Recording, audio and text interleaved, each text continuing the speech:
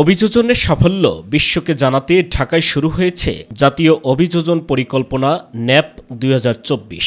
বঙ্গবন্ধু আন্তর্জাতিক সম্মেলন কেন্দ্রে ৪ দিনের এই সম্মেলন উদ্বোধন করেন প্রধানমন্ত্রী শেখ হাসিনা। আয়োজিত এই অনুষ্ঠানে অংশ নিয়েছে ১০৪টি দেশের ৩৮৩ জন প্রতিনিধি। পরবর্তী প্রজন্মের জন্য টেকসই ভবিষ্যৎ নিশ্চিতে অংশীদারিত্বের ভিত্তিতে কাজ করার আহ্বান জানিয়ে বেশ কিছু সুপারিশ তুলে ধরেন প্রধানমন্ত্রী। আমরা ভবিষ্যৎ প্রজন্মের জন্য একটি নিরাপদ ও সুন্দর পৃথিবী গড়ে তুলতে চাই। এর জন্য প্রয়োজন অভিযোজন সক্ষমতা বৃদ্ধি করা, সহিষ্ণুতা শক্তিশালী করা এবং ঝুঁকি হ্রাসে সমন্বিতভাবে উদ্যোগ গ্রহণ করা। প্রধান কার্বন নির্গমনকারী দেশগুলিকে বিশ্বব্যাপী তাপমাত্রা বৃদ্ধি ১.৫ ডিগ্রি সেলসিয়াসের মধ্যে রাখতে তাদের নির্গমন হ্রাস করার জন্য কার্যকর পদক্ষেপ নিতে হবে। সমুদ্রপৃষ্ঠের উচ্চতা বৃদ্ধি, লবণাক্ততা বৃদ্ধি, নদী ভাঙন, বন্যা এবং খরার কারণে বাস্তুচ্যুত মানুষদের পুনর্বাসনের দায়িত্ব সকল দেশকে ভাগ করে নিতে হবে।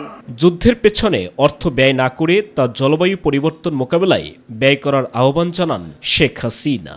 একটি কথা না বলে পারছি না, এই যুদ্ধে অস্ত্র এবং অর্থ ব্যয় না করে সে টাকাগুলি এই জলবায়ু পরিবর্তনে যদি ব্যয় করা হতো তো বিশ্বটা রক্ষা পেত।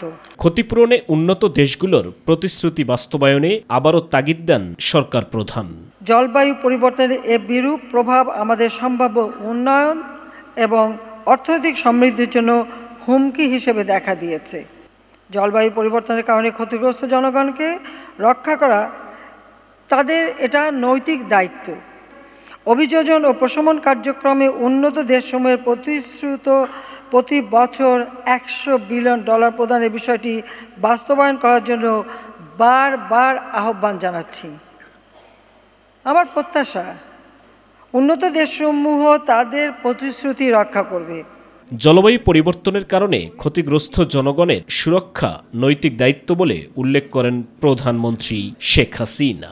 ২৪ অর্থ বছরে ২৫টি সংশ্লিষ্ট মন্ত্রণালয়ের মাধ্যমে প্রায় ৩৭,০০০ কোটি টাকা আমরা ব্যয় করেছি। সাইদুর রহমান আবির, মাই টিভি, ঢাকা। তিনি বহুবিধ